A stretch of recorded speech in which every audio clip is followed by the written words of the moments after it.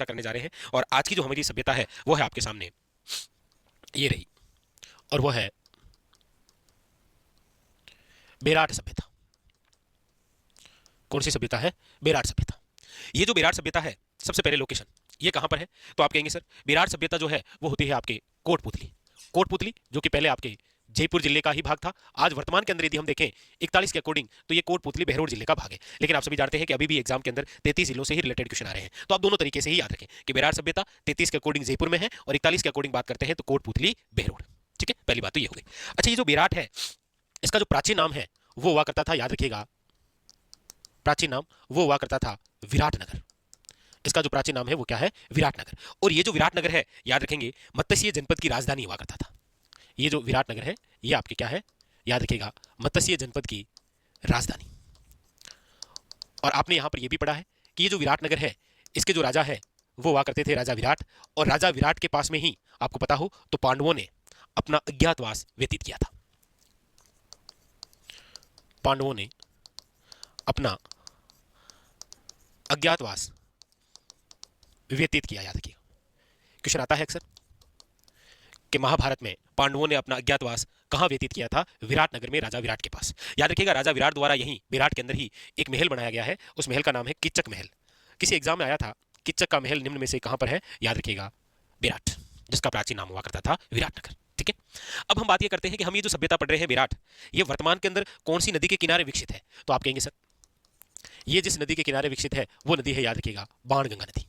कौन सी नदी है? बाणगंगा नदी। ये बाणगंगा नदी जो है ये महाभारत काली नदी मानी जाती है, क्योंकि इस नदी का जब आप अन्य नाम पढ़ते हैं तो इसे आप पढ़ते हैं कि इसे कहते हैं अर्जुन की गंगा। अर्जुन की गंगा। वर्तमान के अंदर तो इसे आप कहते हैं रुंटित सरिता, या इसे आप कहते हैं याद रखिएगा खंडित नदी, क्योंकि अब ये खंडित सी हो गई है। ये भी आपके किसका नाम है? बाणगंगा नदी का। ठीक है, याद रखेंगे। तो विराट सभ्यता की लोकेशन, विराट सभ्यता जो है वो कौन सी नदी के किनारे विकसित? आप कहेंगे सर ये जो विराट सभ्यता है इसके बारे में दो बड़े महत्वपूर्ण बिंदु, एक तो खोज किसके द्वारा है और एक उत्खनन का कार्य। उत्खनन कार्य याद रखिएगा, विराट सभ्यता की खोज जो है वो की गई है दयाराम शाहनी द्वारा। किसके द्वारा है? दयाराम शाहनी द्वारा। और उत्खनन का कार्य जो है वो एक तो नाम मिलता है नील रतन बैनर्जी और दूसरा नाम है कैलाश नाथ दीक्षित। याद रखेंगे उत्खनन का कार्य कौन कौन है? नील रतन बैनर्जी और कैलाश नाथ दीक्षित। ये आप थोड़ा सा जरूर ध्यान रखें।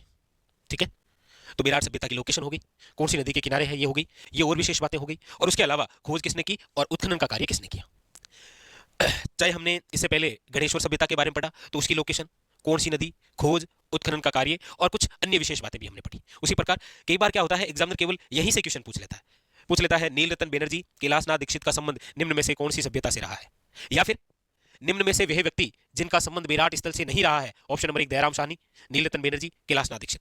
इस प्रकार से भी क्वेश्चन आपके सामने आ जाते हैं। ठीक है, तो लोकेशन हो गई, नदी हो गई, खोज हो गई और उत्खनन का कार्य हो गया। यानी चार जो बड़ी महत्वपूर्ण बातें होती है वो आपकी क्या हो चुकी है? याद रखिएगा, क्लियर। अब आप कह लेते हैं कि सर इसका समय क्या है, वो भी देख लेते हैं। समय है आपके 600 बीसी से लेकर 322 बीसी तक। बीसी का मतलब वो क्या? बिफोर क्राइस्ट, ईसा पूर्वी। 600 बीसी से लेकर याद रखिएगा कितना? 322 जो बीसी है ये समय जो रहा है ये विराट सभ्यता का। और आप सब जानते हैं कि विराट सभ्यता जो है ये किस धातु से संबंधित है? तो याद रखिएगा ये लोहे युगीन सभ्यता है। किस प्रकार की सभ्यता है? लोहे युगीन सभ्यता, याद रखिएगा। ठीक है, आइए अब चर्चा हम करते हैं कि ये जो विराट सभ्यता है यहाँ विराट सभ्यता से क्या क्या मिला है और क्या क्या उल्लेख है इसके बारे में और क्या क्या अन्य जानकारी है। देखिए सबसे पहले तो मैं बात कर देता हूं जहां से क्वेश्चन आता है वो एक तो याद रखिएगा आपके भाब्रू शिलालेख। कौन सा शिलालेख मिला है? याद रखिएगा भाब्रू शिलालेख। ये जो भाब्रू शिलालेख है इसकी जो खोज है वो कहां से हुई? तो बेराट से। अच्छा, कब हुई थी? तो 1837 के अंदर। और किसने की थी? तो याद रखिएगा नाम है कैप्टन बर्ट।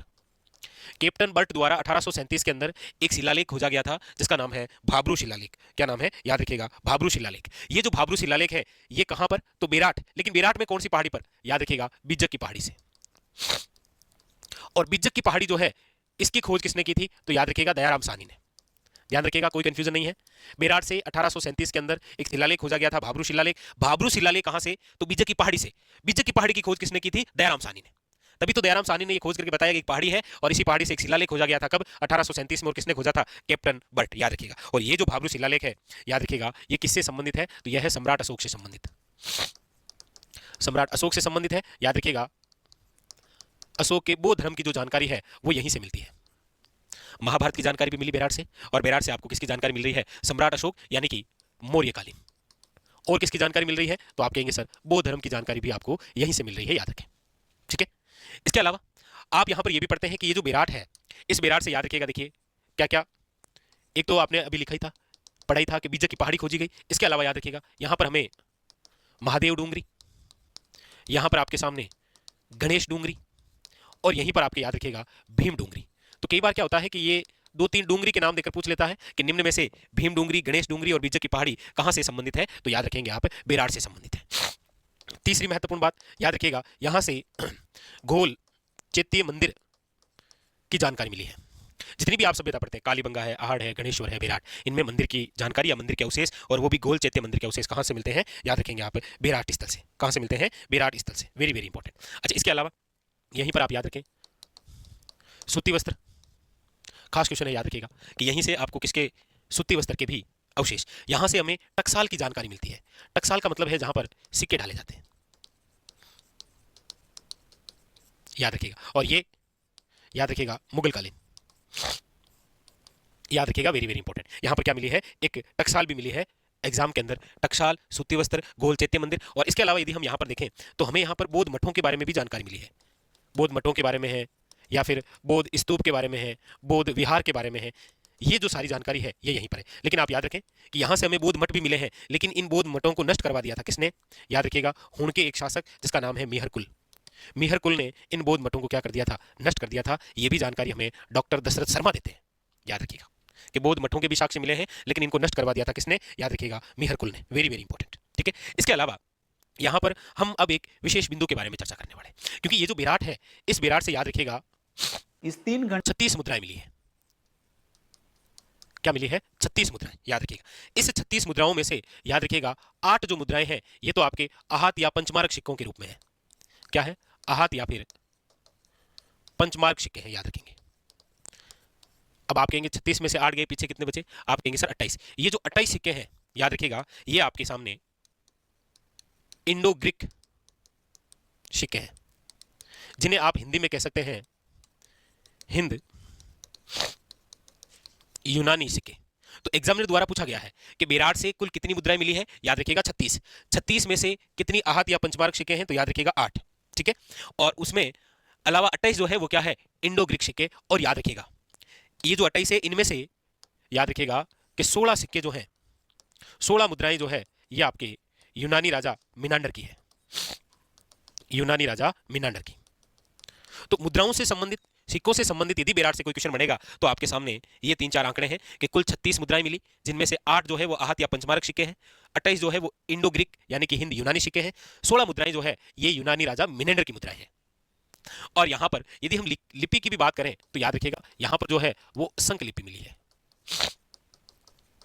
किस प्रकार की लिपि है? तो याद रखिएगा संक लिपि है। ठीक है, हाँ, वेरी वेरी इंपॉर्टेंट, क्योंकि ये चित्रित जो है, चित्रित शैलाश्रय है। वेरी वेरी इंपॉर्टेंट, ये भी आप थोड़ा सा ध्यान रखें। ठीक है, तो यहां पर हमारी जो चर्चा है वो चल रही है किसको लेकर? बेराट सभ्यता को लेकर। बेराट कहां पर है? तो कोटपुतली में। कोटपुतली पहले जयपुर जिले का ही भाग था, वर्तमान के अंदर ये कोटपुतली बहरोड के नाम से एक नया जिला बन गया है। बेराट का प्राचीन नाम क्या था? विराटनगर। विराटनगर मत्स्य जनपद की राजधानी।